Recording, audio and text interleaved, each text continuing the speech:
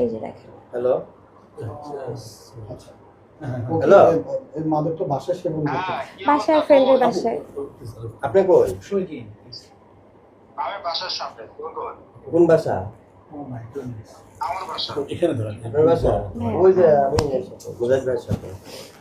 ও আমার ফোন থেকে অনেক কিছু প্রুফ নিয়ে নিয়েছে ভাই। আমি আপনাদেরকে অনেক কিছু দেখাতে পারতাম, বাট আমার ফোন থেকে অনেক কিছু নেওয়ার কারণে ও এখন আমাকে খারাপ বানাবে হয়তো, বা আপনাদের সামনে আমার চরিত্র নিয়ে খারাপ কিছু করবে। আমি তো ভাই মায়ের খেয়ে আমি তো ভুক্তভোগী, আমি তো সংসার করতে চেয়েছি, আমি লাস্ট পর্যন্ত আমি পারিনি। না হলে আমার তো ভাইয়া মিডিয়ার সামনে এরকম আলোড়ন করে, আমার তো ভিউ ব্যবসা না, আমি তো কোনো আইডি বানাচ্ছি না, আমি কোনো ভিডিও বানাচ্ছি না।